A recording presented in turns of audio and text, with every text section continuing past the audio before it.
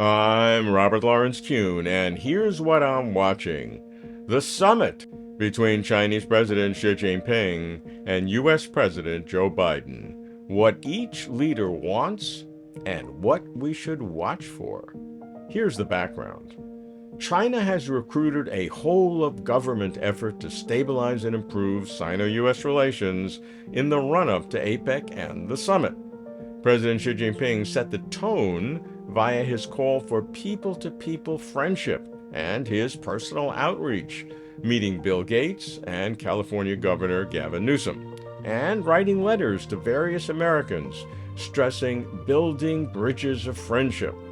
These include Flying Tigers veterans, U.S.-China Youth and Student Exchange Association, the high-profile visit by the Philadelphia Orchestra, and China-U.S. Sister Cities Conference, noting that 284 pairs of sister provinces, states, and sister cities had been formed since 1979. Significantly, we've seen a flurry of high-level meetings between U.S. and Chinese officials. Foreign affairs, climate cooperation, rights of people with disabilities, nuclear non-proliferation, maritime matters, and economic issues. Chinese Foreign Minister Wang Yi came to Washington, and then Chinese Vice Premier He Lifeng, China's economics head, also came.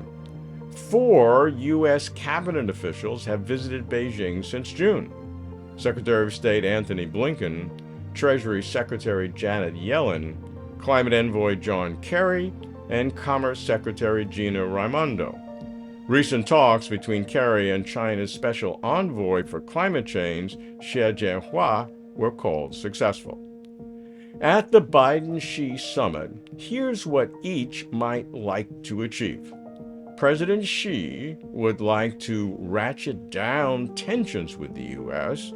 so as not to inhibit China's economic recovery and development, attract American businesses to invest in China, assuaging their worries and countering their skepticism, reduce U.S. sanctions, especially on high-tech items, ensure that the U.S. maintains its one China policy and will not enable Taiwan moves towards independence.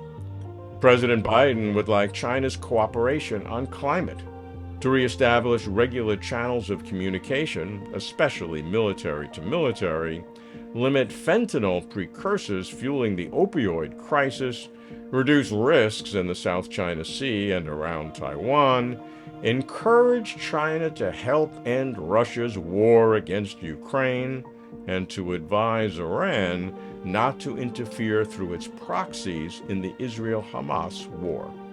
Much of this will not be made public, nor for good diplomacy should it be. Here's what we can watch for. Establishing formal, high-level working groups such as climate change, military-to-military contacts, fentanyl interdiction, and artificial intelligence guardrails.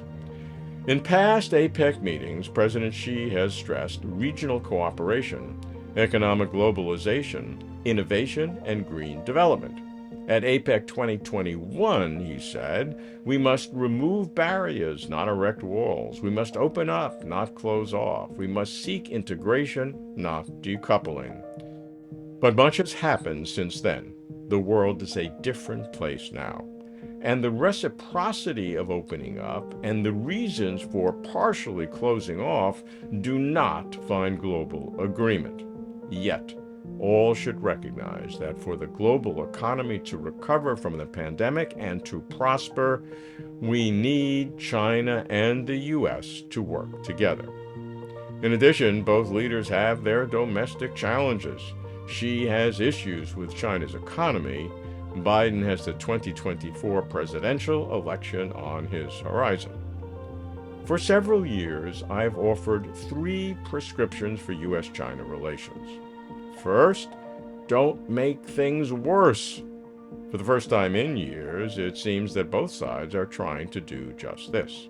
Second, find small, positive things to do together. Certainly, regular communications are key.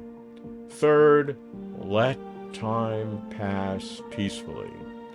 Time has its own way of solving problems that may seem intractable. I'm keeping watch. I'm Robert Lawrence Kuhn.